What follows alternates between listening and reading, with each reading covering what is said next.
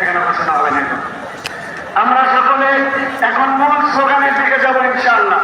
আমরা সকলে রেডি আছি তো ইনশাআল্লাহ? সর্বার্থী উদ্যানবাসী স্লোগানের জন্য রেডি আছেন?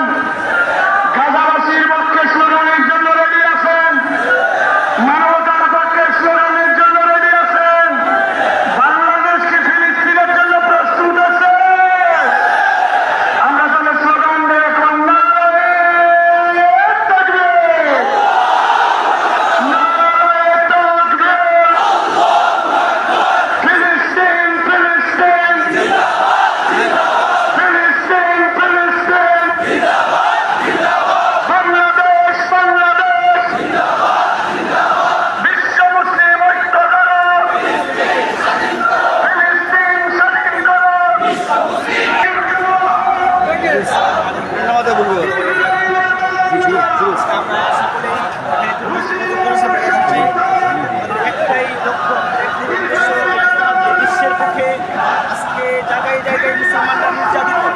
বিশ্বের আনাচে কানাচে যেখানে মুসলমানরা নির্যাতিত, আমরা সেখানে ইনশাআল্লাহ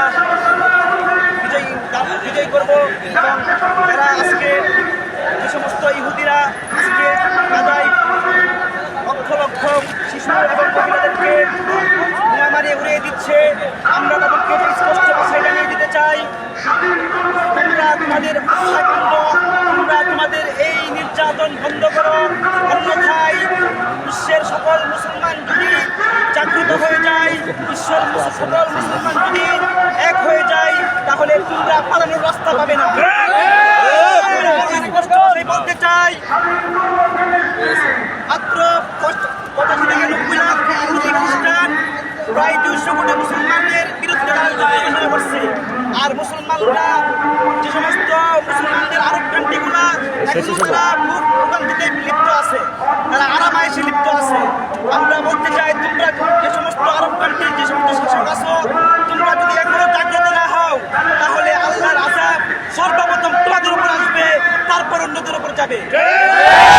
আমাদের সামর্থ্য ছিল, আমরা এখানে আসছি, যদি সামর্থ্য হয় তাহলে আমরা ফিলিস্তিন গিয়ে ইসরায়েলের বিরুদ্ধে যুদ্ধ করবো ইনশাআল্লাহ। আমাদের সকলকে তৌফিক দান করুন। ধন্যবাদ।